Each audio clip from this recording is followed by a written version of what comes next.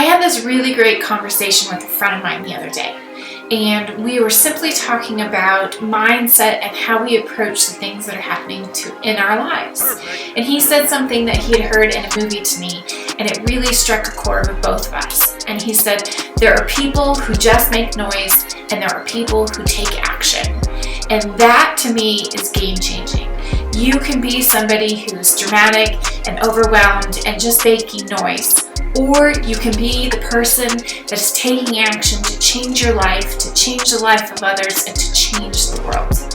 I ask you today, what kind of person are you going to be? Are you going to be a game changer, or are you going to be a noisemaker? It's your choice. I hope you choose wisely.